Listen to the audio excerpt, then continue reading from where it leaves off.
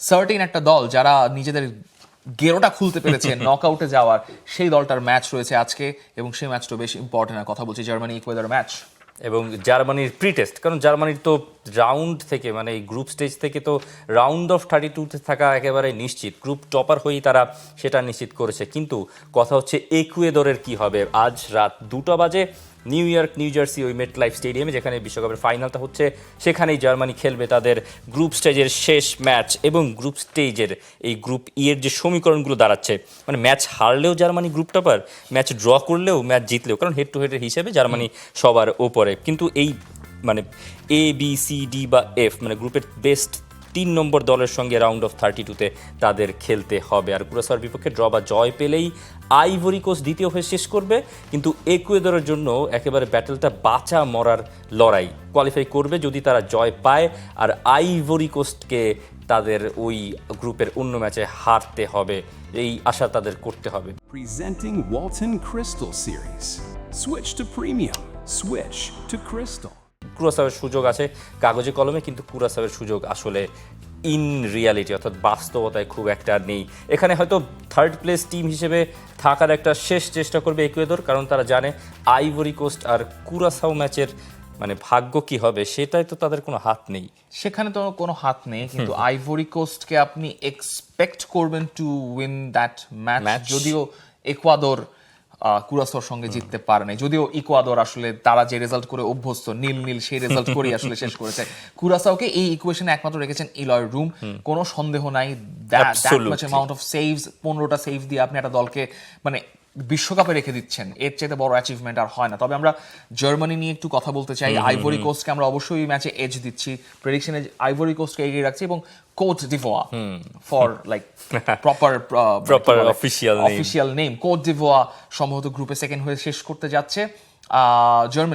Germany কি prospect, মানে তাদের তো আসলে এই গ্রুপ থেকে আসলে হারানোর আর কিছু নাই, তাদের জাস্ট একটা রিসেট পিরিয়ড, যেরকম একটা আসলে আর্জেন্টিনা পেতে যাচ্ছে তাদের সামনের ম্যাচে বা মেক্সিকো পেয়েছে। জার্মানি কি করা উচিত আসলে এই ম্যাচে? Germany should enjoy the football. Germany ধরনের ব্র্যান্ডের ফুটবলটা খেলে এসছে, অনেকগুলো অপশনস তারা পাচ্ছে। Kai Havertz, Deniz Undav will start I think, Julian Nagelsmann যেমনটা বলছিলেন।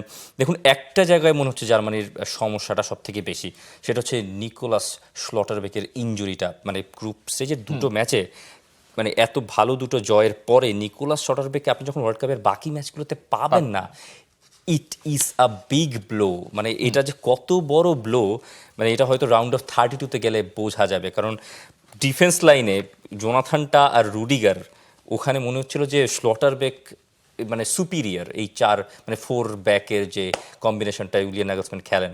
স্লটারব্যাক এবং টার কম্বিনেশন দিয়ে নাগেলসম্যান মোটামুটি সেট করে ফেলেছিলেন, সেখানে Rudiger was the second player ultimately. কিন্তু এখন যে অবস্থা দাঁড়িয়েছে, ন্যাথানিয়েল ব্রাউনের একটা ইনজুরি সমস্যা রয়েছে, মাসল অ্যাডাক্টর প্রবলেম, তাকে রেস্ট দেওয়া হচ্ছে। দাভিদ রম উইল প্লে দেয়ার, এবং দানিস উন্দাফ খেললে কাই হাভার্টস থাকবেন বেঞ্চে। আমার মনে হয় জামাল মুজিয়ালও একটা রেস্ট ডিজার্ভ করেন, যেহেতু তার একটা ইনজুরি ট্রডেন একটা সিজন গেছে। সো নাগেলসম্যানের তার বেঞ্চটাকে পরীক্ষা করে দেখার একটা বড় সুযোগ। উন্দাভের সুযোগ থাকবে মেসিকে একটা চ্যালেঞ্জ ছুড়ে দেওয়ার জন্য, যদিও এই ম্যাচটা is not going to be that easy, because Ecuador Germany এই গ্রুপের সবচেয়ে বিগ ম্যাচ হওয়ার কথা। Ecuador will be stern in defence, কিন্তু জার্মানি কতটুকু ক্যারেক্টার দেখিয়ে তাদের ব্রেক করতে পারে সেটাই এখন দেখার বিষয় থাকবে। বিকজ আইভরি কোস্ট বা কোট ডিভোয়াকে ব্রেক করতে জার্মানি পুরো 90 মিনিটস অপেক্ষা করতে হয়েছে। Germany would be happy with the draw, কিন্তু আপনি যখন একটা উইনিং হ্যাবিট তৈরি করে ফেলবেন, সেই উইনিং হ্যাবিটটা তৈরি করলে জার্মানির জন্য পরবর্তীতে খুব ভালো। তারপর আমরা যে ইকুয়েশন দেখলাম যে এ বি সি ডি বা এফ, এই 4-5টা গ্রুপের যে কোনো একটা দলের সঙ্গে আসলে খেলা পড়বে, সেটা ডিপেন্ড করবে যে ইন টার্মস অফ সুপিরিয়রিটি কারা তখন এই গ্রুপ মানে রাউন্ড অফ 32-তে তাদের সঙ্গে ম্যাচ পড়ে। আমার মনে হয় জার্মানি 1-0। আর আমি একটু মানে অ্যাপ্রোচটা নিয়ে কথা বলতে চাই। জার্মানিকে আসলে প্র্যাকটিক্যালি চিন্তা করে এই ম্যাচটায় বেঞ্চের প্লেয়ারদের কি বেশি প্রাধান্য দেওয়া উচিত না? মানে আপনি তো group topper already, it should be like a half and half approach. মানে আপনি আপনার কোর অবশ্যই চেঞ্জ করবেন না, আপনি ফ্লোরিয়ান ভিয়েতসকে বসাবেন না অবশ্যই, আপনি যেটা আরেকটা ইম্পর্টেন্ট ইস্যু সেটা হচ্ছে ম্যানুয়েল নয়ারকে আপনি এই ম্যাচে বসাতে চাইবেন কিনা, কারণ অলি বাউম্যানকে অনেকেই চান ড্রেসিং রুমে যে তিনি স্টার্ট করুন, এবং অলি বাউম্যানকেও তো আসলে ওই কনফিডেন্সটা নাগেলসম্যান দিয়েছিলেন before the tournament, but everything change মানে জাস্ট বিফোর দ্য টুর্নামেন্ট যে ম্যানুয়েল নয়ার খেলবেন। আমার মনে হয় অলি Bowman should start in the goalkeeper position, যেহেতু ওচোয়াকে পর্যন্ত আমরা দেখে ফেলেছি, অলি বাউম্যানকে দেখলে আমাদের কোনো সমস্যা নাই।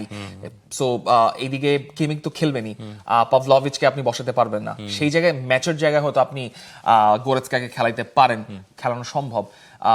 রাইট উইংয়ে লিরয় জানের জায়গায় অন্য কেউ খেলতে পারেন। I think Jamie Leweling should play, এবং জেমি লেভেলিং থাকলে ইটস আ বিট লেভেল, হ্যাঁ মানে জার্মানি একটু লেভেলে খেলে, হ্যাঁ Jamie Leweling should play. Leroy জানের no offence to him, but I think এখন in terms of composure Jamie Leweling plays better with Deniz জুন্দাভ।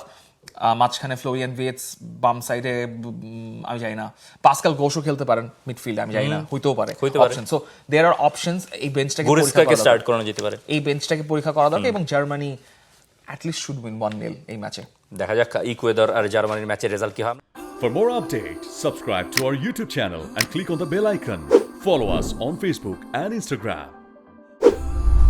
Download T-Sports app to enjoy exciting games and highlights. Visit tsports.com.